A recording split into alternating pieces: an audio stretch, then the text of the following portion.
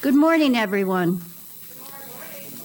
Welcome, President Miles, Dr. Bradford, members of the Foundation, deans, faculty, staff, students, and guests. I'm Lori Maida, and I teach sociology as well as co-direct the Davis program with my colleague, Ken Trickle. It's a pleasure for us to be here today to showcase the work of the Davis Scholars, a unique group of students from the United States and around the world. We're proud to say that many of them are moving on to some fine four-year institutions, among them SUNY Binghamton, Purchase, and Stony Brook, as well as Hunter, Mercy, Pace, and Concordia. During this last academic year, the Davis Scholars designed, developed, and implemented their own community service projects, an experience which helped them gain valuable insights about the world around them, as well as feelings of gratitude, meaning, competence, and personal satisfaction. But we professors know that students don't care about all that touchy-feely stuff if they can't get a job after they graduate. Creating and nurturing a project from the ground up teaches self-discipline and good judgment, research and critical thinking skills, time management and budgeting, effective communication and collaboration, cultural sensitivity, and positive conflict resolution, skills that will help them navigate their future personal and professional lives.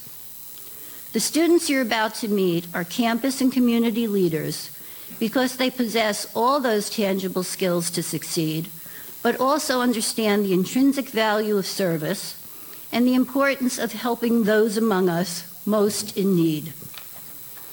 We thank the Davis family for their continued support, but we're especially grateful to Mrs. Kathryn Davis for her vision and faith in this program and for her kind and humble example. Her generosity has provided the Davis Scholars with a transformative educational experience. And now, please sit back and enjoy these wonderful presentations. Thank you.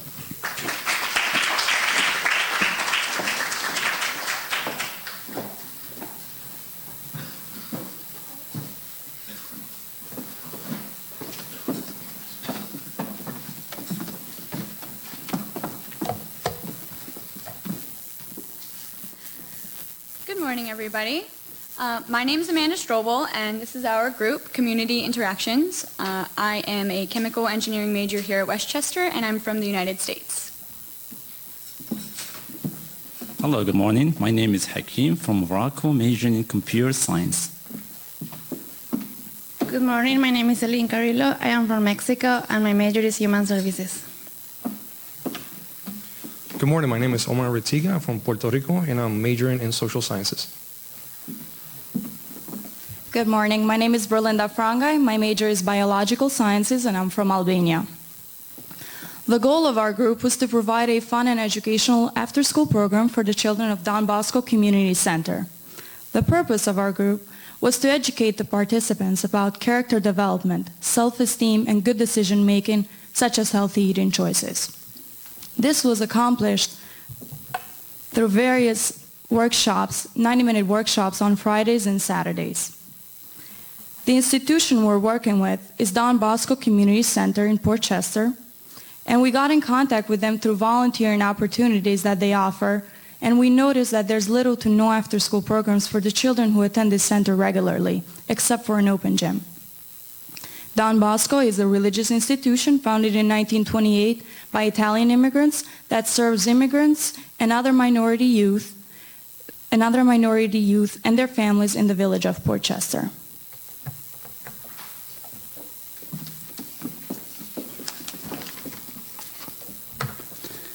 Oh gosh, I brought with me food recipe inside my script, but let me read it anyway. A pound of chicken breast, 15 grams of sugar. No, just kidding. So, just trying to ease up the tension. A typical workshop would start with a warm welcome followed by an icebreaker to get the children comfortable and in the mood for the main activity. We had the privilege of working with kids ranging from 5 to 10 years old. We followed an outline with them, which included an introduction to the event and some exciting icebreakers to help the kids feel relaxed with each other.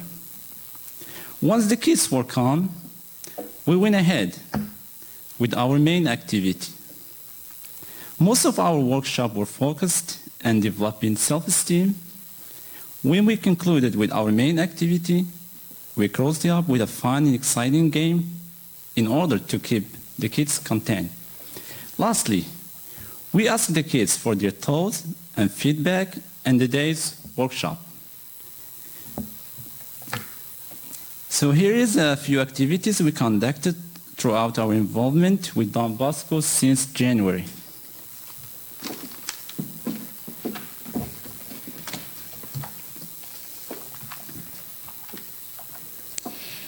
One of the character development workshops we conducted was the quality tree activity. During this activity, the kids had to write down the strengths and qualities that they like about themselves on a paper with a picture of a tree, as you can see on the picture. The strengths and qualities become the tree's fruit. At the end of the activity, the kids had to share a story about a time they used those strengths in their lives. Honestly, we really enjoyed the quality tree activity because the kids shared more than one story, and we told the kids that every time they feel down, they can remember the positive strengths and qualities that they like about themselves in order to cheer up.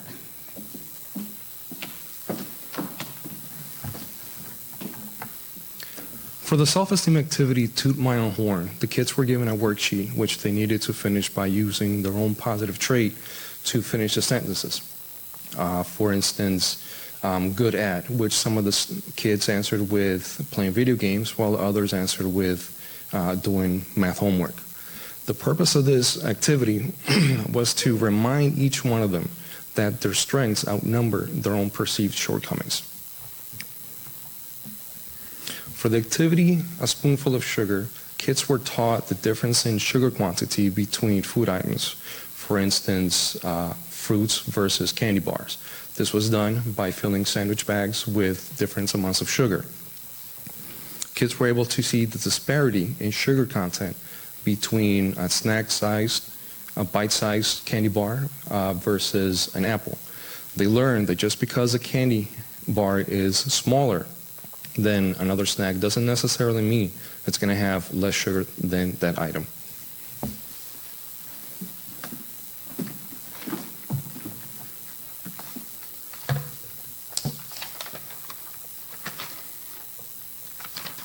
In the Fill My Bucket activity, we read a storybook to the children about an imaginary bucket that everyone has over their heads. When they receive a compliment or do something good, the bucket will fill up a little. When they hurt someone's feelings or do something bad, the bucket spills a little. This imaginary bucket idea encourages the children to fill buckets by being good and by giving compliments. Next, the kids decorated a small plastic bucket with their name on it, and we exchanged compliments on index cards, and we filled everybody's bucket with them.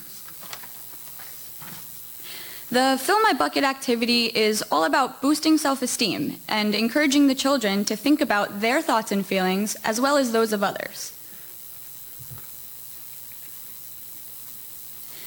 Another workshop we did was the bracelet activity, in which each of the kids chose their favorite thing about themselves and wrote it on an index card.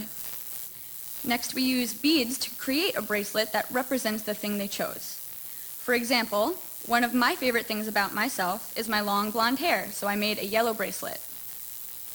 The objective of this activity was to give the kids a constant reminder of their favorite thing about themselves, thus boosting their self-esteem.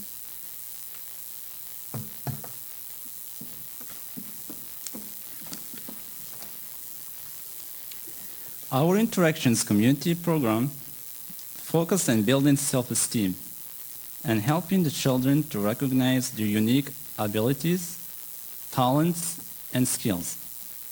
We concentrated on showing the kids how low self-esteem often can make you feel helpless, powerless, or even depressed.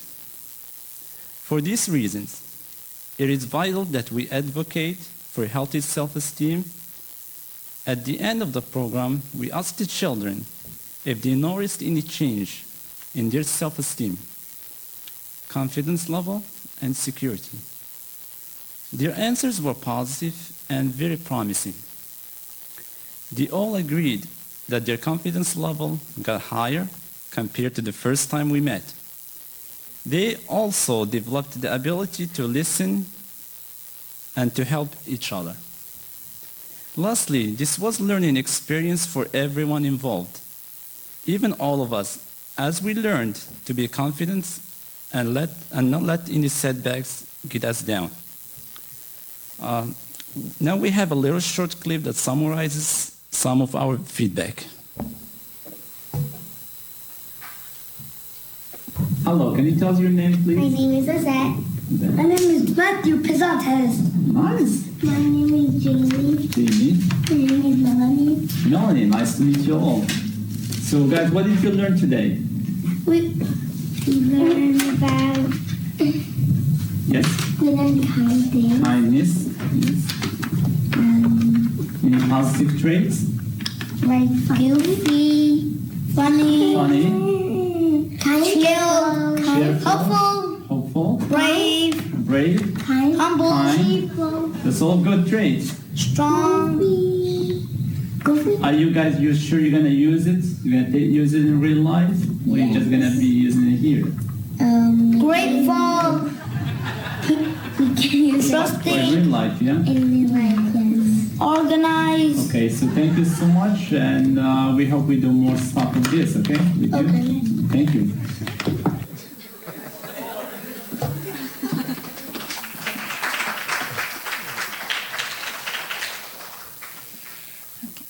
Now we would like to thank Mrs. Kathryn W. Davis and her family for their support and generosity, the WCC Foundation, and Mrs. Sandra Ramsey, Director of the Scholarships. Thank you for this great opportunity.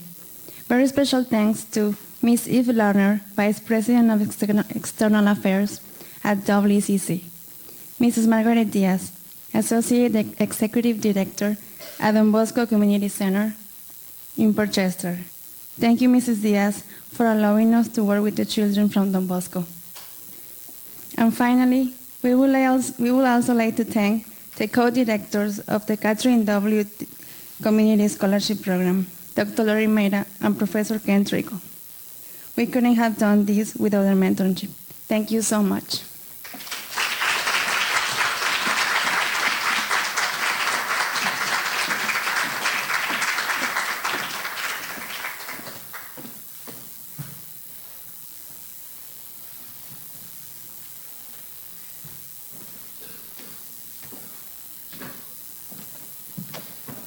Good morning. We are scholars for foster youth advocacy. I want to load up our PowerPoint and then we're going to get started.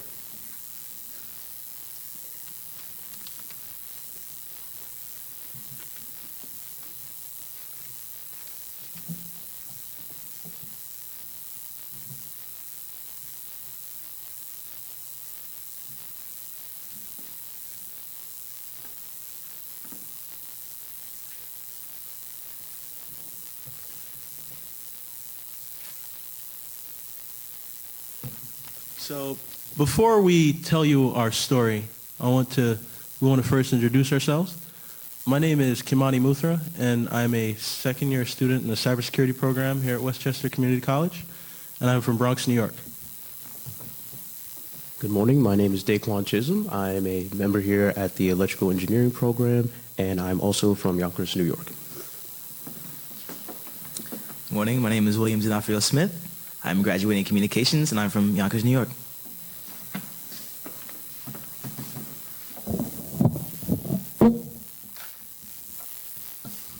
The foundation of this project was set in the summer of 2015 at the College Board's headquarters in Manhattan, New York.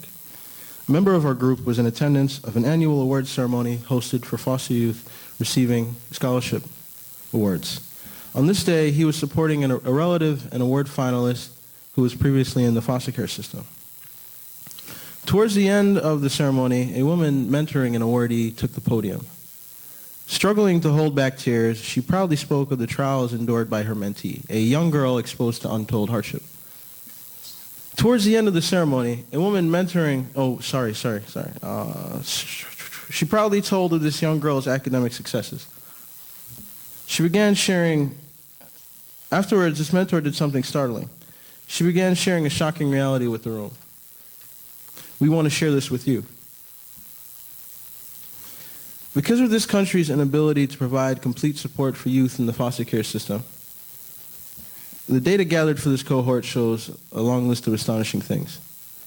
Based on information gathered by the Stewart Foundation, a child welfare organization based in San Francisco, California, it was observed that roughly 52% of foster youth attend schools which rank in the lowest 30% of schools nationwide.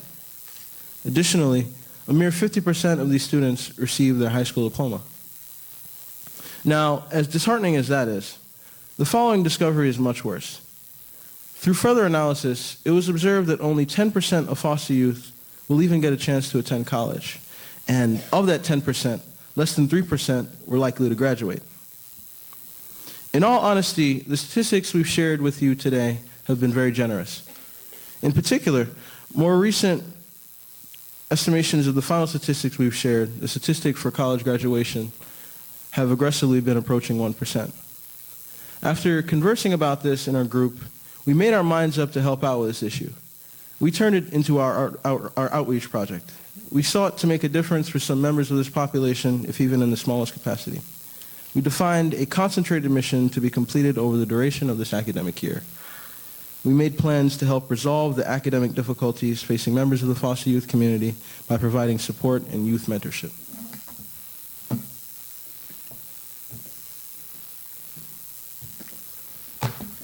Thank you to the helpful hands who assisted us along the way, and because of them, this project was able to grow.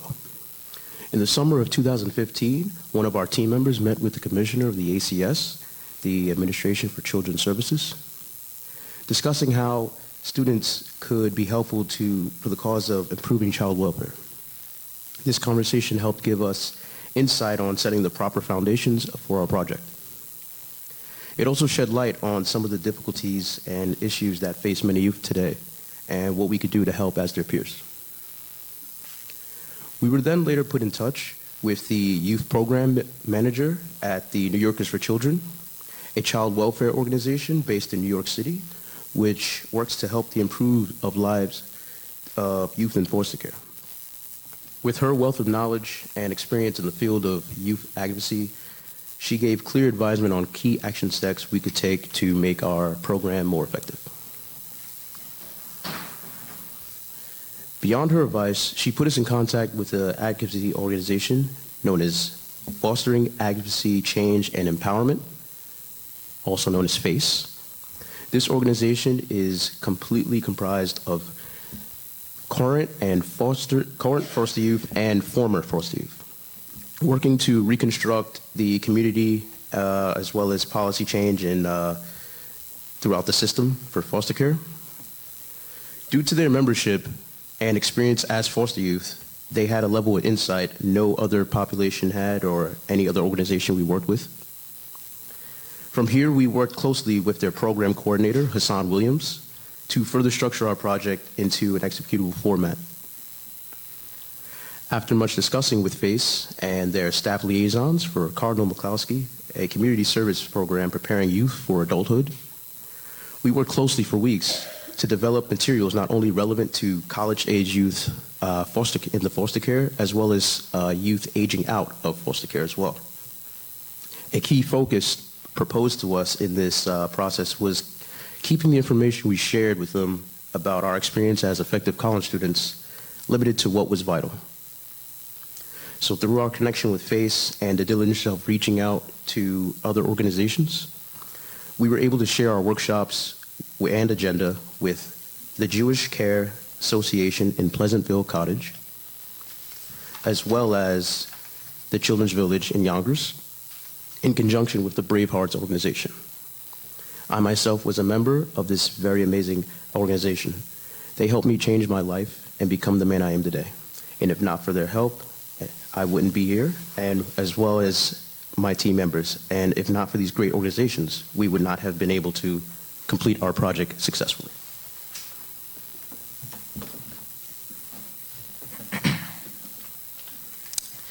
We decided to focus our workshops on 4 basic things that the students would not only need in order to be ready to attend college, but they would need in order to be ready for the rest of their everyday lives.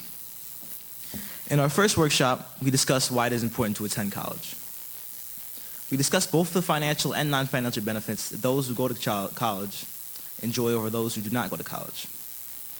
We also discussed what they would need in order to be ready to attend college, and this included applying for college and applying for scholarships and financial aid. In our second workshop, we discussed how to balance a class and work schedule and emphasize how vital it is to schedule yourself in a way that you have some time to spend with your friends, loved ones, a significant other, or just to relax and gather your thoughts. We stress the need to have a support system of friends or family that you can turn to whenever you're in a bad or stressful situation, you're upset, or you just feel you need someone to talk to. We also inform them that there are programs and agencies that specialize in this subject that you can always ask for help. We inform them that in times of emergencies, there are other people that they can seek out, such as a professor, a school counselor, a coworker, or even your barber. Anyone who you may have a slight relationship with could always be of service in your time of need. Our third workshop focused on how to prepare for an interview. This included how to write a resume in a professional way in order to sell yourself as the best product that you possibly can, and how to write a distinguishing cover letter. We taught them that not only can they use this information to make sure they ace their dream school's interview, but how they would need this in the rest of their everyday lives. Throughout the occupational world, the interview may be the single most important aspect of getting your dream job. All your personal accolades may mean nothing if you deliver a bad first impression by botching your interview. Our last workshop consisted of teaching the students how to use and maintain their computers and equipment. With the world changing and becoming more digital than ever, it is very important to be able to understand how a computer works and how to keep the computer working. We conducted these workshops at both JCCA and Children's Village.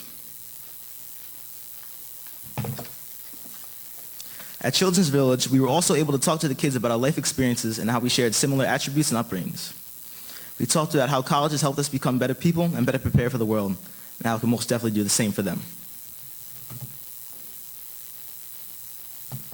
Both the workshops that we performed and the talks we shared with the young men and women at Children's Village were a very rewarding experience that we hope help uplift and benefit this underserved population. It gave us a sense of gratitude to help those who shared such a similar upbringing to ourselves, especially since most of the young adults lived in areas close to where we grew up. These are some of our favorite quotes that we received from the students as feedback.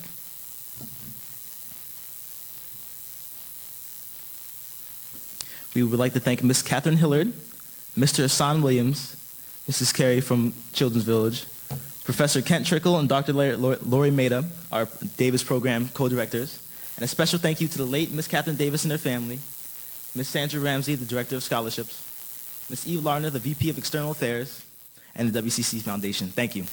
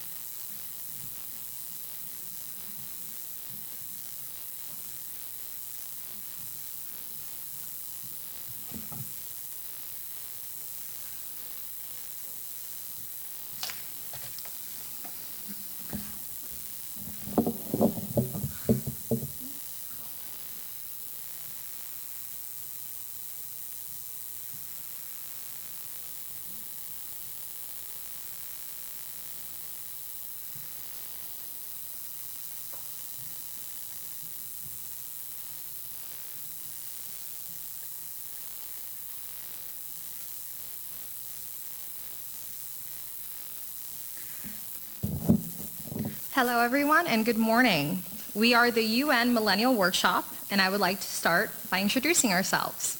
My name is Jessica Ramos. I am a liberal arts major, and I am from Brazil. Good morning. My name is Elwaje Fujer. I'm a nursing major, and I'm from Tanzania. Good morning. My name is Manami Moriyama. I'm a fashion design major, and I'm from Japan. Good morning. My name is Eva Grubasic. I come from Croatia, and my major is fashion design. Good morning. My name is Linda Foreman. I'm from the United States, and I'm in the RN nursing program here on campus. In honor of Kathryn Davis, who was a U.S. ambassador to Switzerland, and her close work with the United Nations, we chose to work with the Model UN, a junior advocacy club located at various high schools. Our mission was to create a fun, creative, educational, after-school program for high school students. We worked with the Model UN Club in Mount Vernon High School, here in New York, to expose disadvantaged students to the 8 Millennium Goals set out by the United Nations.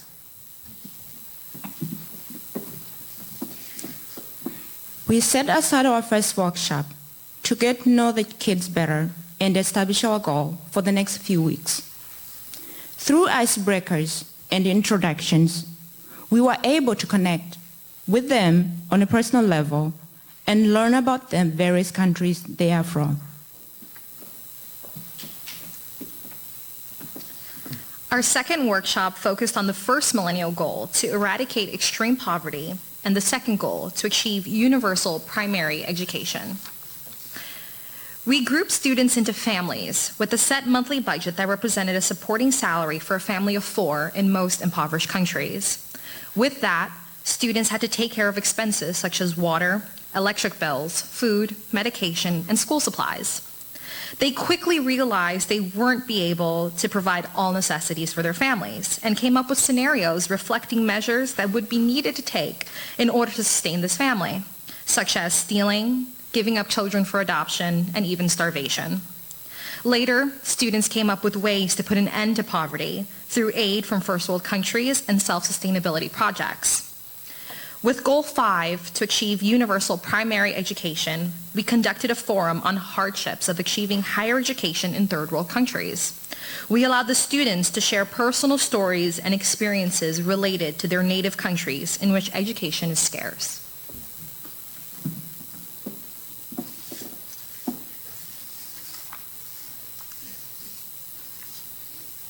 Our third workshop was focused on fourth and fifth millennial goal, to reduce child mortality and to improve women's maternal health.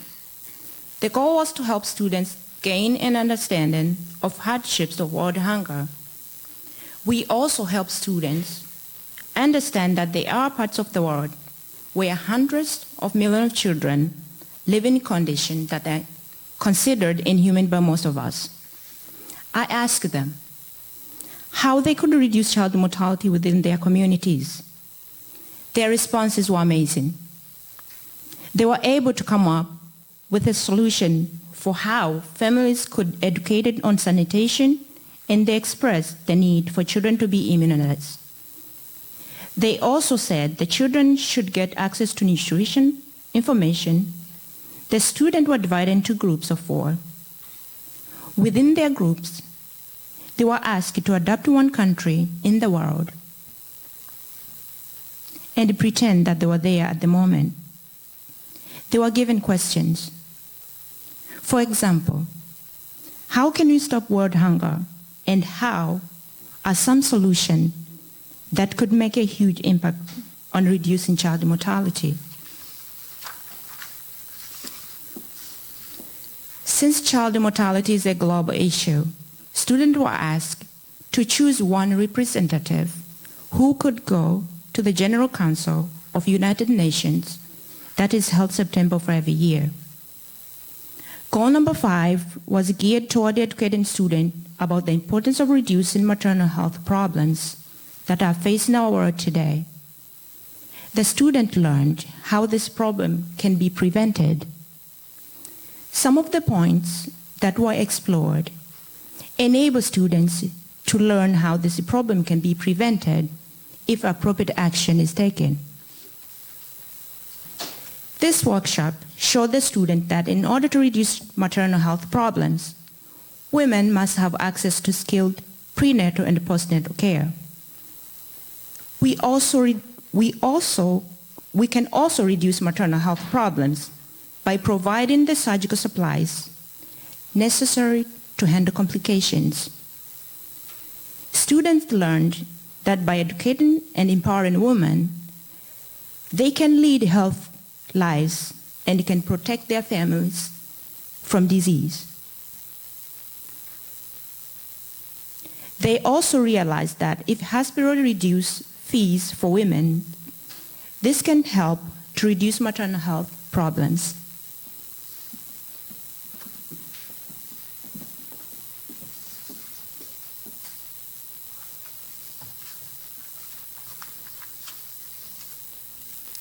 The purpose of our next workshop was to educate the students on Millennium Goal number 6. We discussed the diseases the United Nations is battling, such as HIV, malaria, West Nile virus, and Zika virus. It was important to explain to the students measures they could take to prevent from contracting these diseases. The students learned the importance of consulting reliable websites, such as the World Health Organization and the Center for Disease Control, so that they could learn when traveling what immunizations they might need, as well as proper mosquito bite prevention. We performed 2 experiments with the students in order to fully demonstrate disease prevention. First, we showed the children how to prevent the chain of infection through proper hand washing.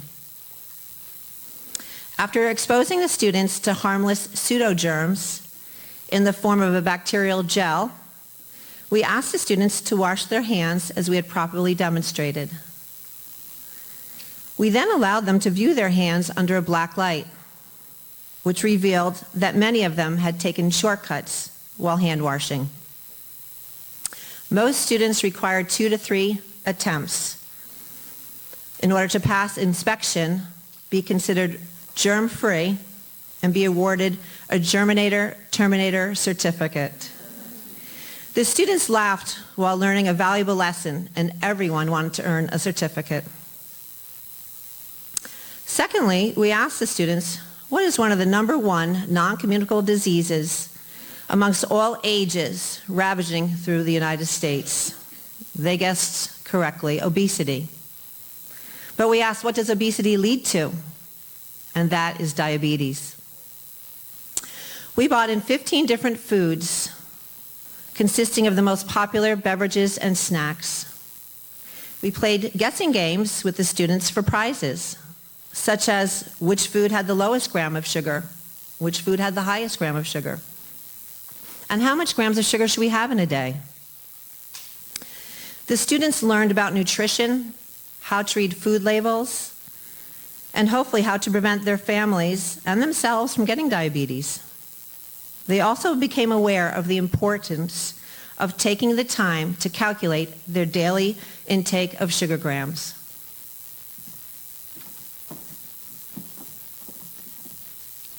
Our 4th workshop was focused on Millennium Goals 7 and 8.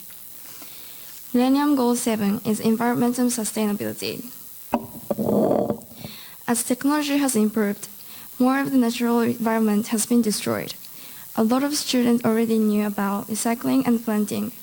So in the workshop, we discussed what we can do to maintain natural resources as individuals in our daily lives. At the end of the discussion, the students offered some good ideas, such as turning off switches or faucets after each use, not throwing garbage on the street, and using less detergents. Millennium Goal 8 is Global Partnership for Development. We did an activity in which students grow banana on an island, ship them to another place and sell them. We divided them into 1. Grower, 2.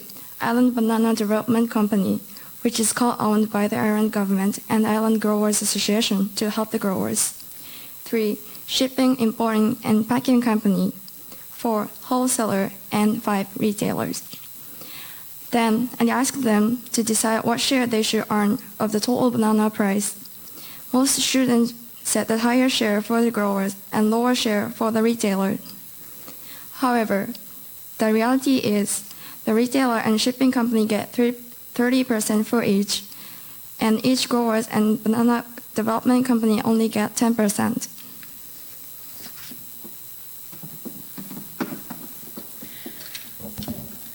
For our last workshop, we discussed the third millennial goal, which is to promote gender equality and empower women.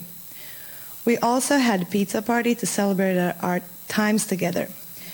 We allowed everybody to share their opinions on how they see women's empowerment in our day-to-day lives, such as on television, advertising, and public policies. Students realized that there isn't much representation of strong, empowered women in today's media and that the road to gender equality is longer than they thought. We also discussed the personal struggles most students have encountered and ways we can aid women empowerment. Reflecting back at our time in the program, we realize how far we have come. We were able to bring our ideas to life and truly make an impact in our community. We are grateful for our experience and the opportunity to meet and work with these amazing high school students. I know I speak for all of us when I say this experience has been life-changing.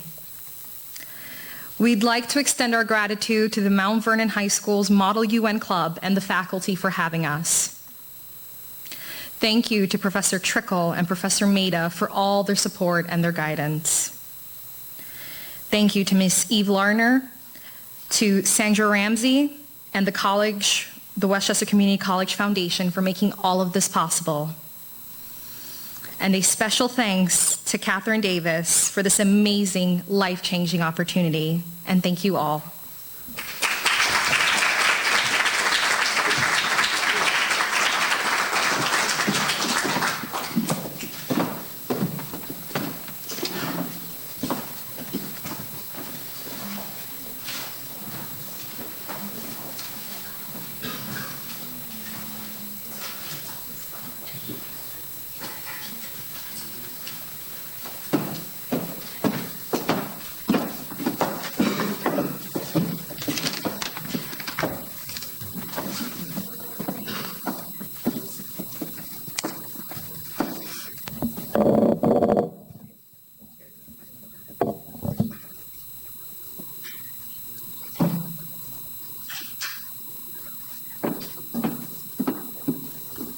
Hello and good morning, everyone.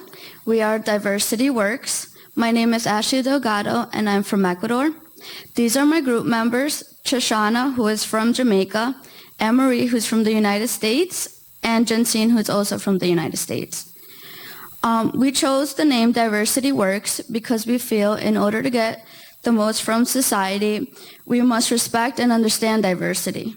We also incorporated works into our name because we plan multiple workshops in order to achieve our mission.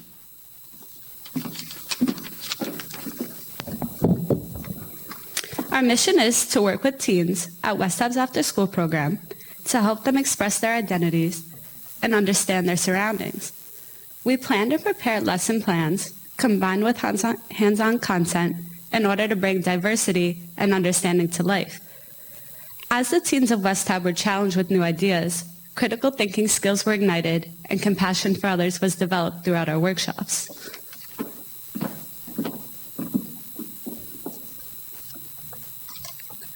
West Hab is the largest nonprofit provider of affordable housing and supportive services in Westchester. My group and I chose this organization to become a part of positive change with the youth in our community. Our first workshop was the paper roll activity. We began by keeping the purpose of this activity a secret to make it more fun. Each square piece of paper resembled one fact the teens had to reveal about themselves.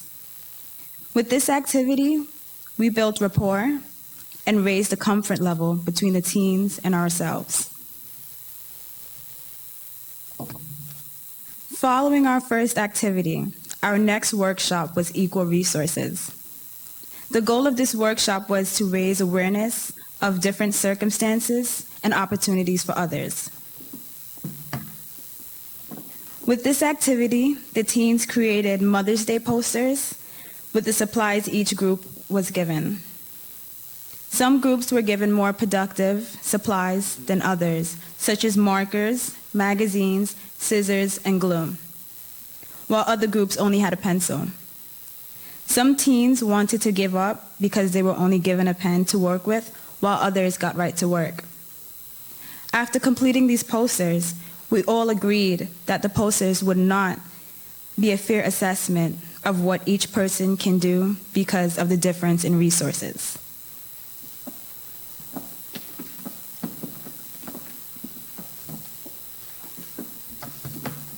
Our next workshop was Crossing the Line. The goal was to increase awareness of self and others about identity. For this exercise, a piece of tape was placed on the floor representing the line. Statements were then read out loud. If the statement applied, the person had to take one step forward, crossing the line of tape. The game was played in silence. Participants were instructed about how important listening and respect were when performing this activity. Statements included, cross the line if you know what you want to major in, if you have low self-esteem, if you identify yourself as being overweight. We then progressed to deeper statements, such as if you know anyone who has tested HIV positive. We had purposely asked controversial questions in order for the teens to interpret the statements in their own way and really develop a strong connection once the activity was completed. After these statements, we were able to sense a great deal of awareness amongst the teens. Discussion went extremely well. Some expressed the greatest fear of crossing the line. They stated their fear of being judged by their peers and how they didn't want to be the only ones crossing that line. The boys stated that they either did not care about crossing the line because they know they're not the only ones in a situation, or they did not cross the line because their friends will laugh or comment. This activity allowed the teens to realize that although they may feel alone in a certain scenario, we often share the same experiences.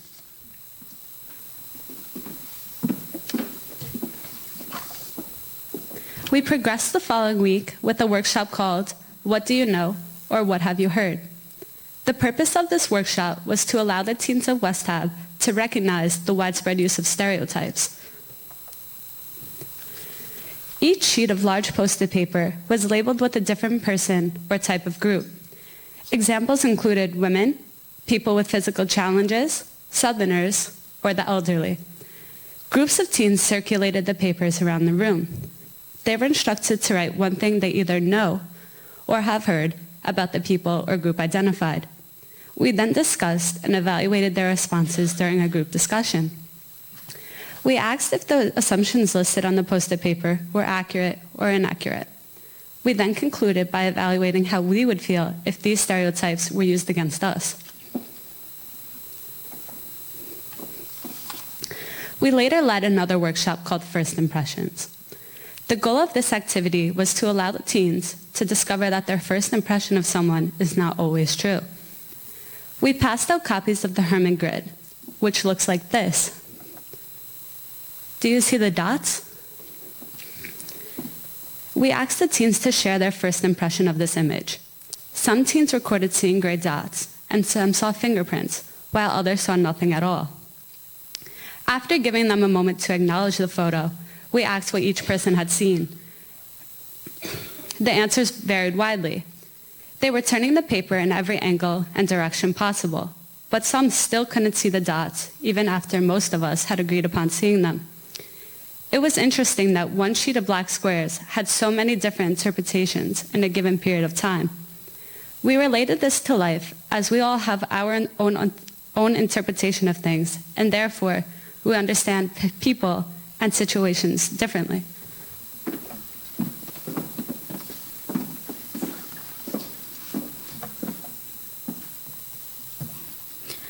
continued our workshops by doing one called Connect the Dots, and we passed out the dots worksheet, shown here on the slide, and asked the teens to try and connect the dots by only using 4 lines that could not intersect.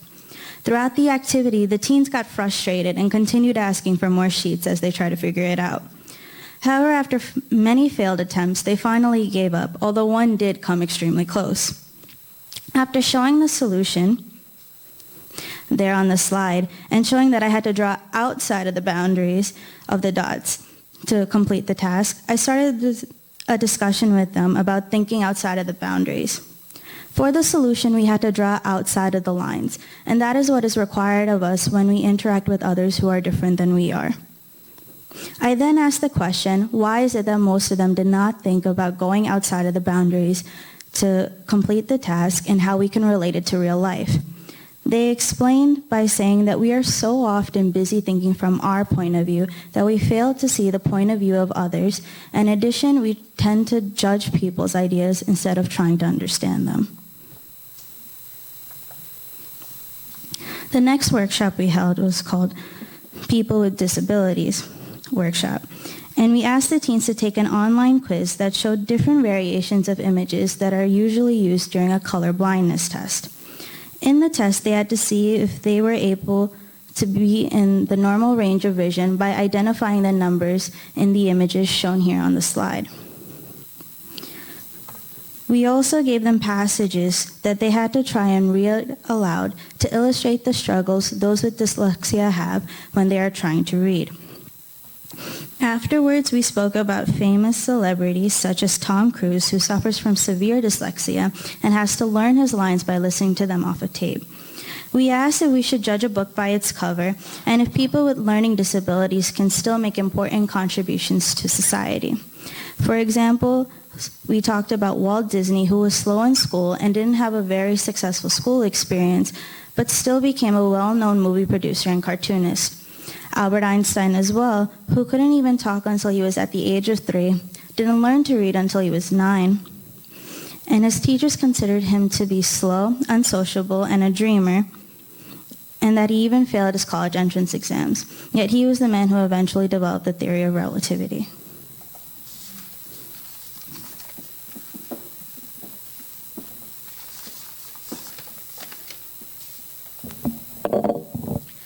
After the completion of our workshops, we designed a survey to gain feedback from the teens. This survey was anonymous and allowed the teens to express their opinions on the workshops. Here are some of the questions and responses.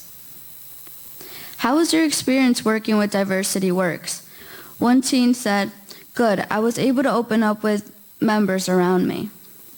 Another question asked was, "Which workshop had the most impact on you?" One said, "The Crossing the Line workshop and the Stereotype workshop." On our last day, we had promised a game of basketball. We had a fun time, and many teens stated they hope we come back in the future. Overall, we received great feedback and developed lasting relationships. We plan to visit them again in the near future. They'll be missed.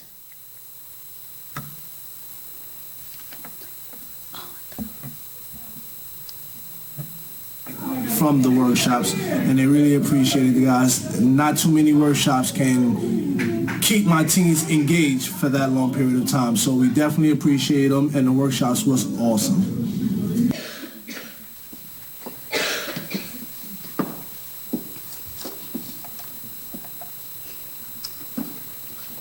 We would like to thank Ms. Kathryn W. Davis and her family with providing our group with such a wonderful opportunity. Mrs. E. Lorner, VP of External Affairs and Executive Director of the WCC Foundation, Mr. Jermaine Hedgeman, Site Coordinator at the West Hap Peak Youth Center and their staff, Professor Trickle and Dr. Maida, co-directors of this program. Thank you for guiding us and helping us out through our endeavors this past year. Mrs. Sandra Ramsey, Director of Scholarships and the WCC Foundation. Thank you.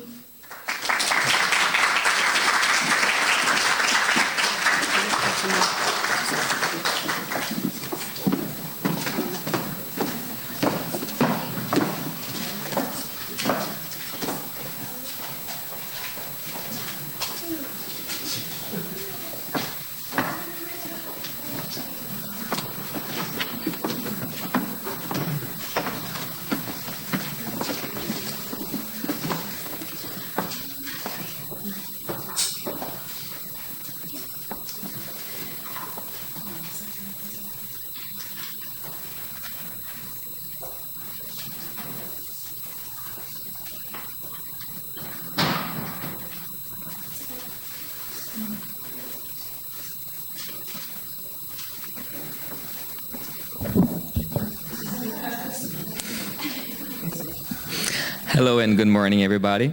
We are a squad, students' quest to understand and assist the developmentally disabled. My name is Gustavo Comonian, and I'm from Brazil. My name is Kimberly Carlo, and I'm from Puerto Rico. My name is Natasha Morrison. I'm from the United States.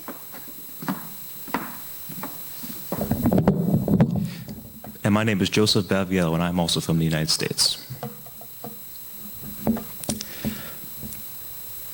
Throughout the course of several workshops, we worked on enhancing the social interaction, emotional well-being, and confidence of the population of the Prospector Theater with interactive events which engage them on a personal level. We worked with the Prospector Theater in Ridgefield, Connecticut. We were first introduced to their mission when our cohort took a field trip to the theater earlier in the year. That's when we immediately became enthusiastic about providing our assistance to their cause. The Prospector is building a recognized culture and standard which creates new experiences, attitudes, and acceptance of the disabled within the Ridgefield community and beyond. We resonated with their mission as we also strive to increase the understanding within our community here at Westchester Community College by promoting greater tolerance and acceptance as we are all equal regardless of any disabilities. The staff of the theater are known as prospects, and the theater's unique mission is to employ those with developmental disabilities and provide them with educational and workplace experience. The skills honed at the Prospector Theater are used by the prospects as they move on from the theater to eventually pursue their future careers. Through several activities, training aids, and operating procedures, there exists a culture of inclusion, acceptance, and cooperation. As Valerie Jensen, founder of the theater, once stated, we focus on the ability and value that people with disabilities bring as members of our community.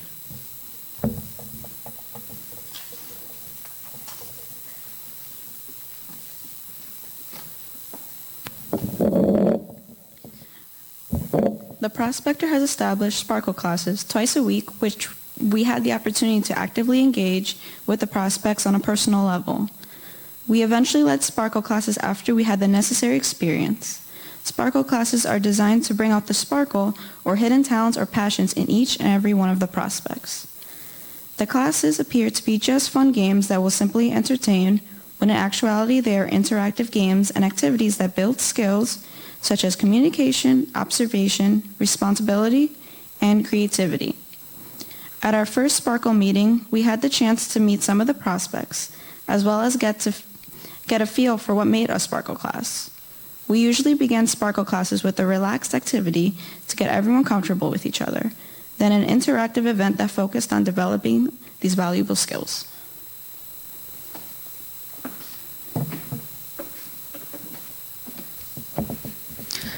Under staff supervision, we started leading the Sparkle classes in March. Our first class coincided with one of the prospects' first Sparkle classes, enabling us to evaluate how our involvement throughout several classes had an impact on the prospects over time. We found success after our first class, receiving feedback from a member of the staff who was surprised that a particular prospect had participated so well in the class, after that same prospect had told her that she was very nervous and shy. We had the opportunity to see her sparkle developing firsthand. Through the Act Out a Movie workshop, groups of prospects were encouraged to act out a scene from a film that they all enjoy, and then have the other groups guess what movie that scene was from. This activity helped build creativity and collaboration between coworkers, a useful skill for practicing speaking in front of an audience, which the prospects can use when ushering and promoting upcoming events at the theater. Throughout the Grab Bag Skits workshop, we encouraged the prospects to create a short group skit using various unrelated objects. This activity helped them build originality, teamwork, and conversation skills. This class enabled the prospects to effectively create a dialogue with someone by using their environment to develop and maintain a narrative with the audience. At the Classify workshop, the prospects were presented with a variety of distinct objects, where the goal was to group them into classes even though, at first glance, they had no apparent connection. The prospects classified the objects into categories, then revealed how and why they grouped the objects the way they did. This activity had the purpose of building teamwork and creative thinking, while also encouraging the prospects to rethink their perspectives. This gave the prospects the skill to recognize connections in seemingly unconnected aspects of their lives. At the sales pitch activity, we had the prospects divided into groups where they recommended various items for the other groups to sell. Each group quickly agreed on an item and presented an impromptu sales pitch. They talked about the item and answered questions in an attempt to get the audience interested in buying the items. The goal of this activity was to improve their ability to think quickly and provide practice for selling products at the theater while engaging with the customers. We were able to evaluate some of the prospects based on changes we saw week after week, as well as conversations we had with our supervisor, Jane, before and after Sparkle classes. The staff have informed us that our ideas will continue to be used at the theater. For us, personally, this was the opportunity of a lifetime. We had the privilege to work with a diverse group of people and make meaningful personal connections with the prospects. Our experience gained us further understanding of the capabilities, needs, and accommodations of those with disabilities. Throughout our time working with everyone at the Prospector, we received positive feedback, encouraging us to further improve with each passing Sparkle class. The staff at the theater were amazed by our ability to teach, train, and connect with the prospects, and that it was clear that we cared about the prospects as well as the outcomes of each activity. They believe that the prospects have benefited from our games, activities, and interactions, as well as being equally engaged and inspired. We would personally like to thank Mrs. Kathryn W. Davis and the Davis family for giving us this tremendous opportunity. Ms. Eve Lerner, VP of External Affairs, Dr. Lori Maida, and Professor Kent Trickle for overseeing and advising us throughout our endeavors, and also the WCC Foundation and Mrs. Sandra Ramsey. We would also like to thank Ms. Valerie Jensen, Brad Bellagamba, Mike Munchie Santini, Jane Switek, Kathy Mann, and of course a very special thanks to all of the prospects and everyone at the Prospector Theater for allowing us to collaborate with them. This truly was a wonderful experience. Thank you.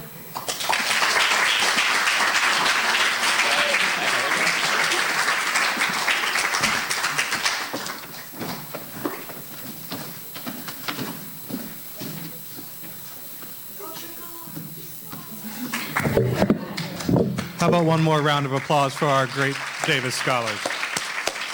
They worked really hard. I'd like to thank you all for coming and invite you to please join us across the hall for some light refreshments. Thank you.